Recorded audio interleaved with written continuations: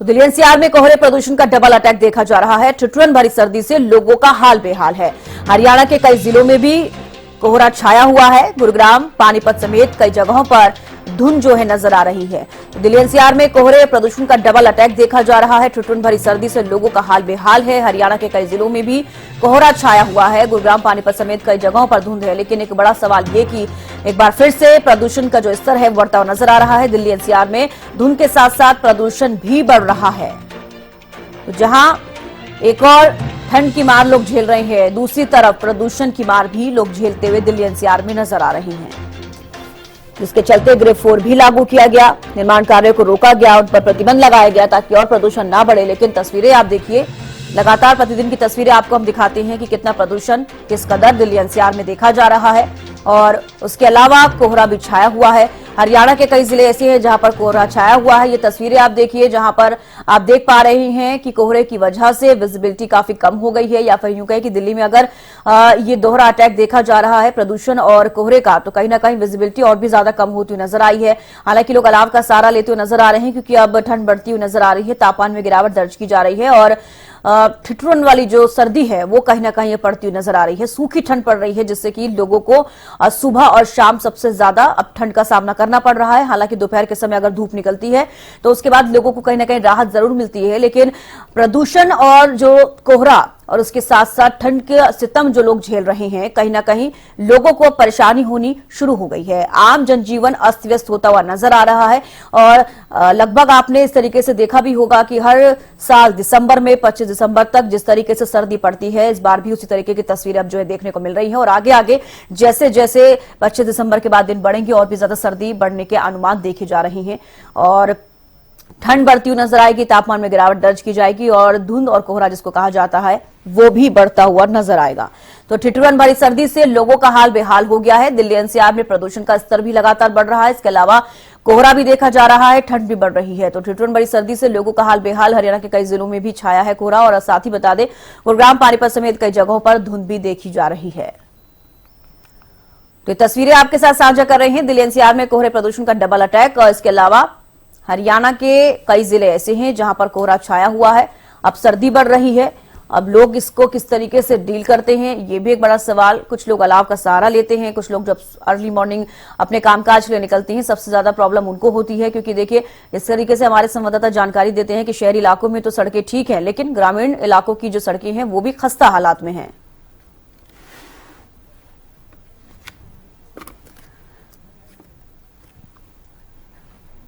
तो सुनील जिलदर हमारे साथ संवाददाता जुड़ गए, इसके अलावा कृष्ण भी जुड़ गए हैं कालावाली से। आप कृष्ण देखिए, सबसे पहले कालावाली का रुख करेंगे। कालावाली में फिलहाल क्या कुछ अभी तापमान है और वहां पर ठंड किस तरीके से पड़ रही है, क्या कुछ किया जा रहा है ठंड के चलते? जी बिल्कुल, कालावाली जो एरिया है, कालावाली में भी ठंड का असर बिल्कुल देखने को मिल रहा है। क्योंकि जो अभी शीतलहर चल रही है, शीतलहर जो पहाड़ी इलाकों में बर्फबारी हुई है उसकी वजह से जो हवाएं में चली थी उस तरीके से जो सूखी ठंड है वो भी कालावाली में देखने को मिल रही है। क्योंकि बरसात का ना होना और जो सूखी ठंड है उसका कहीं ना कहीं बहुत ज्यादा असर आमजन पर देखने को मिल रहा है। उसी तरीके से अगर हम बात करें ठंड से बचाव की, तो ठंड से बचाव करने के लिए जो आमजन है वो अपने कार्य के लिए अगर निकलते हैं तो सिर के ऊपर टोपी, पैरों में जूते और वो ऊपर गर्म कपड़ा लेकर ही निकलते हैं। जिस तरीके से वो रेडीमेड की दुकानें उन्होंने भी अभी उनको अनुमान है कि इस वक्त सर्दी ज्यादा पड़ेगी और उससे सर्दी का सीजन शुरू हो चुका है। उस तरीके से उन्होंने भी अपना स्टॉक मंगवा लिया है। वो लोग खरीदारी करते नजर आ रहे हैं कि किस तरीके से सर्दी से बचा जाए और गर्म कपड़े जो खरीदे जाए। उस तरीके से जो बच्चों के टाइम टेबल स्कूलों का वो भी सरकार द्वारा पिछले सप्ताह बदल दिया गया था। क्योंकि जो सर्दी है कहीं ना कहीं बच्चे उस सर्दी के चपेट में ना आ जाए, उस तरीके से बच्चों को टाइम टेबल बदल कर हो सकता है जब सर्दी ज्यादा पड़ेगी तो आने वाले दिनों में बच्चों की छुट्टियां भी की जाएगी प्रशासन की तरफ से। उसी तरीके से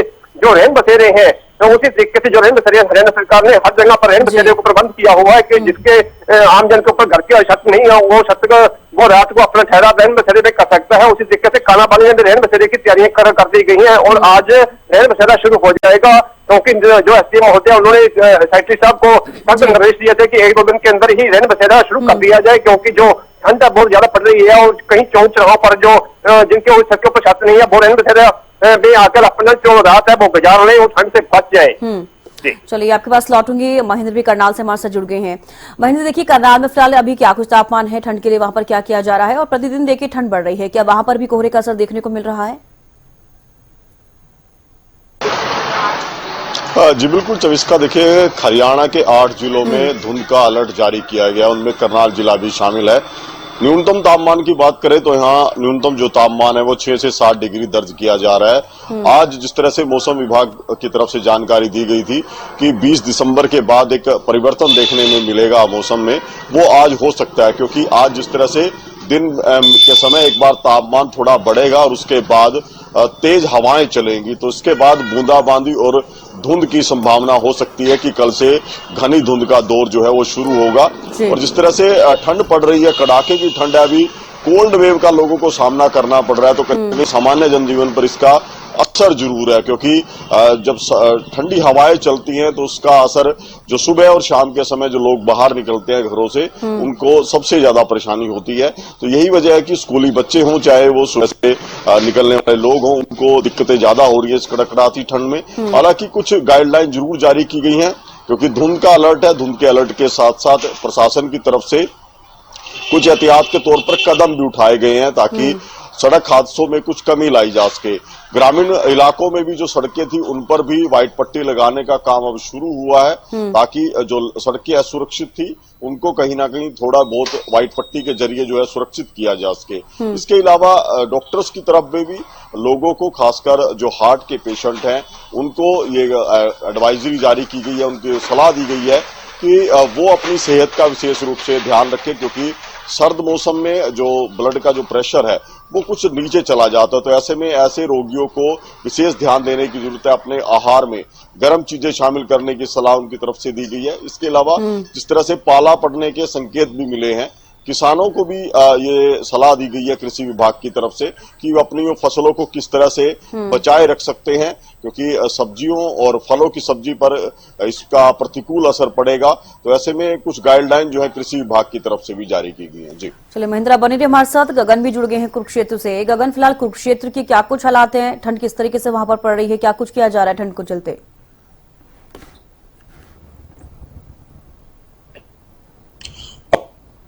बिल्कुल चविष्का, देखिए इस समय कुरुक्षेत्र जिले की बात की जाए तो तकरीबन टेम्परेचर 8 डिग्री जो दर्ज किया जा रहा है। सुबह के समय में अक्सर नेशनल हाईवे 44 की बात की जाए या 152 की बात की जाए, तो सुबह के समय में अक्सर जो है धुंध देखने को मिलती है। कहीं ना कहीं लोगों को अब पता चल चुका है कि अब ठंड जो है बढ़ने को लेकर ही है, क्योंकि इन दिनों देखिए हर साल ठंड का प्रकोप देखने को मिलता है।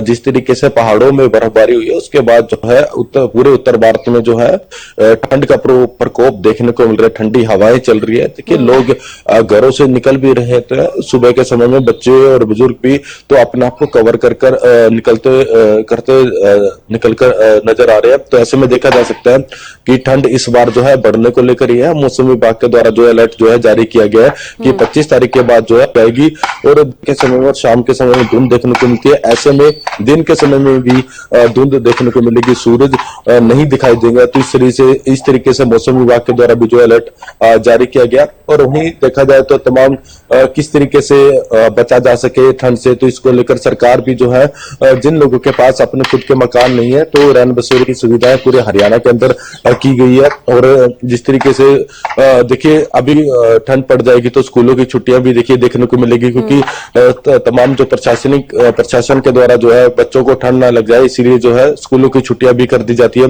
तो ऐसे में देखा जा सकता है कि लोग अलाव का सहारा लेते हुए नजर आ रहे हैं और अब जिस तरीके से अपने आप को कवर कर ही घर से बाहर निकलते हैं। और देखिए कहा जाता है कि आती हुई ठंड और जाती हुई ठंड सेहत के लिए काफी हानिकारक होती है।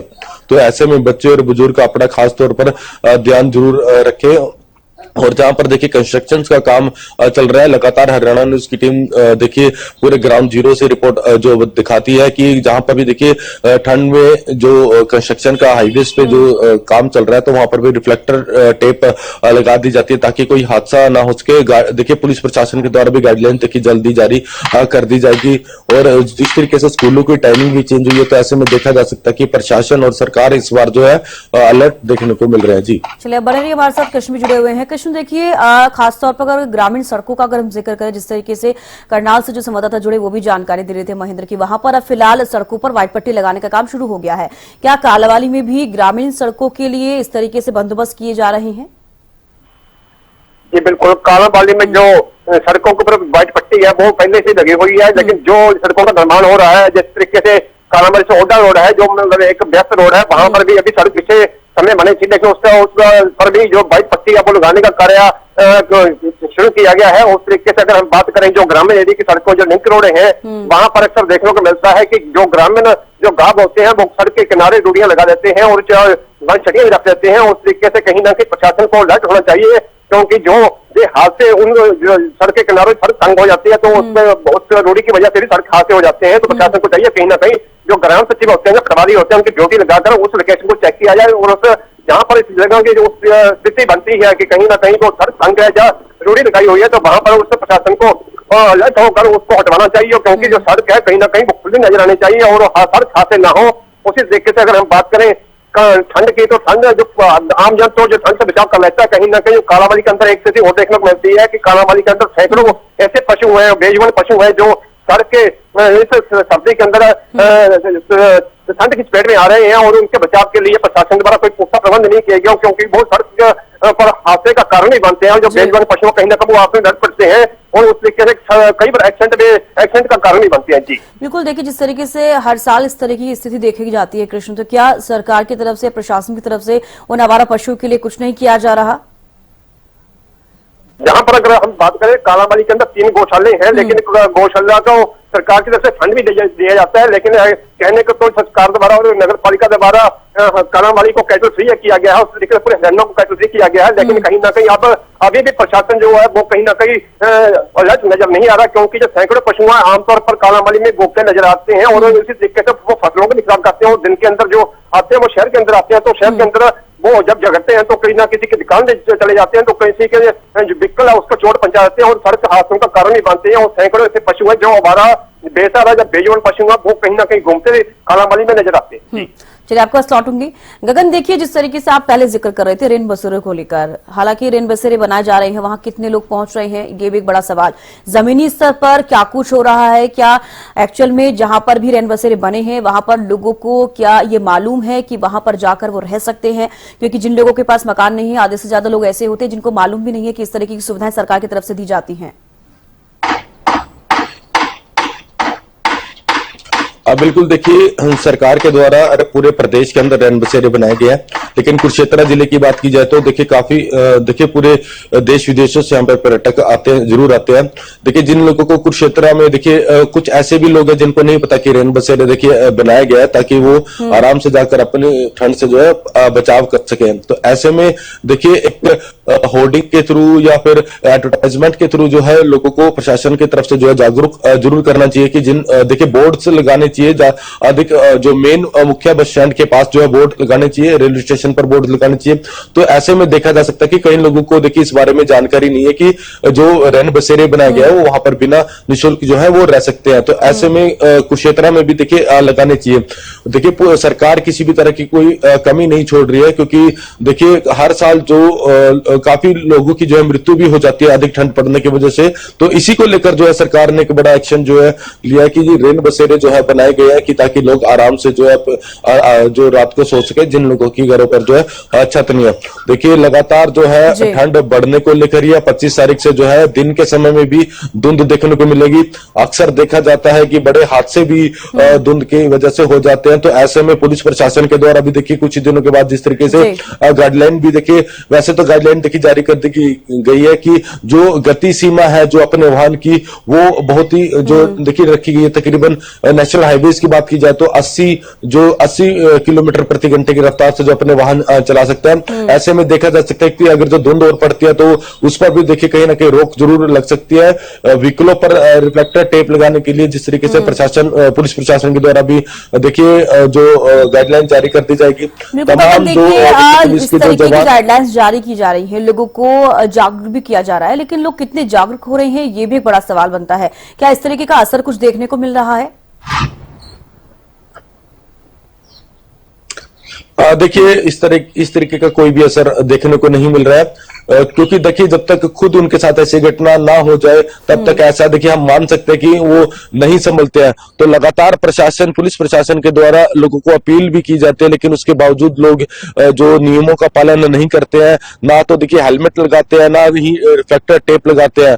और देखिए कई बार तो ऐसे जो मोटरसाइकिल या स्कूटीज की बात की जाए, उनमें जो ट्रिपलिंग जो देखिए 3-3 लोग जो है बैठकर जाते हैं, तो ऐसे में बहुत ही नियमों की देखिए पालना नहीं करते लोग। ऐसे में आम जनता का ही नुकसान होता है। लगातार देखिए पुलिस प्रशासन के द्वारा कई शिविर भी लगाए जाते हैं, जो लोग जो अपनी मोटर व्हीकल भी चलाते हैं उन पर जो है सीट बेल्ट जरूर लगाए, रिफ्लेक्टर टेप जरूर लगाए, हाई बीम करके गाड़ी ना चलाए, ताकि आगे वाले, जिस तरीके से देखा जाता है कि कई लोग धुंध के समय में कुछ अलग लाइटें लगा देते, अपने वाहनों पर अलग लाइटें लगवा देते हैं, जिसकी वजह से जो है सामने वाले की आंखों पर इसका गहरा असर देखने को मिलता है और कई बड़े हादसे भी हो जाते हैं। तो ऐसे में प्रशासन तो देखिए अलर्ट है, लेकिन आम जनता को भी इस बारे में सोचना चाहिए। जो नियम बनाए गए हैं सरकार के द्वारा, वो जनता के हित के लिए ही बनाए गए हैं। ऐसे में नियमों की पालना करना जरूरी रहता है। तो पुलिस प्रशासन भी लगातार जो है समय समय पर जो है अपने चेकिंग अभियान चलाते हैं। जो लोग नियमों का पालन नहीं करते हैं उनके खिलाफ जो कार्रवाई भी की जाती है, उनके चालान भी काटे जाते हैं। ऐसे में देखिए ठंड बहुत ज्यादा बढ़ गई है, बढ़ती हुई नजर आ रही है और धुंध भी देखिए बढ़ेगी। ऐसे में जनता को ही अपनी सुरक्षा खुद करनी पड़ेगी। देखिए वाहन चलाने के साथ और इस कोहरे के साथ आपको कैसे डील करना है, ये भी आपको सोचने की जरूरत है। आपके पास लौटूंगी, कृष्ण भी लगातार बने हुए हैं। कृष्ण, देखिए रैन बसेरों का लगातार हम जिक्र करते हैं। हरियाणा के स्तर पर अगर बात की जाए तो कुछ जिले ऐसे हैं जहां पर आमतौर पर लोग रैन बसेरों में रह रहे हैं, उनको जो भी सुविधाएं मिल रही हैं उसका वो लुत्फ उठा रहे हैं।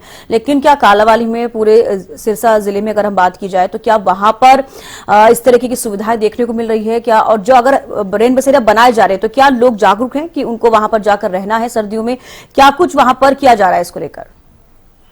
जी बिल्कुल, सिरसा की बात करूं, सिरसा में रैन बसेरा की जो शुरुआत है वो हो चुकी है। वहां पर अच्छी स्थिति में जो रैन बसेरे की जगह है वो उसको तैयार किया गया है और गर्म रजाइयां, कंबल और नए तरीके से वहां पर हर सुविधा दी गई है। उसी तरीके से अगर हम कालांवाली की बात करें तो कालांवाली में रैन बसेरा आज शुरू होगा, क्योंकि रैन बसेरे की जो शुरुआत है वो करीब 10 दिन लेट हो चुकी है, क्योंकि जो नगर पालिका का जो बिल्डिंग है वहीं पर रैन बसेरा हर साल बनाया जाता है। लेकिन इस बार सर्दी शुरू हो चुकी है, लेकिन कहीं ना कहीं रैन बसेरा जो शुरू करना था कहीं ना कहीं वो उसमें देरी जरूर हो चुकी है। लेकिन आज रैन बसेरा की जो है एसडीएम महोदया ने परसों साइकिल साहब को निर्देश दिए थे कि मैं शुक्रवार को विजिट करूंगा और उसका तरीके से जो रैन बसेरे की तैयारियां वो पूरी कर ली जाए। आज रैन बसेरा शुरुआत हो जाएगी। उसी तरीके से अगर जागरूकता की बात करें तो जागरूकता के लिए नगर पालिका द्वारा बस स्टैंड और रेलवे स्टेशन आदि चौक चौराहों पर फ्लैक्सा लगा दी जाती है कि कहीं ना कहीं जो भी आमजन है वो रैन बसेरे में आकर रुक सकता है। जिसको नहीं पता वो उसको नगर पालिका का एड्स दिया जाता है कि रैन बसेरा नगर पालिका के अंदर ही बनाया गया है। और आमजन को भी, जो समाज से भी रंग, उनको भी जागरूक किया जाता है कि कहीं ना कहीं आपको कोई चौक चौराहे पर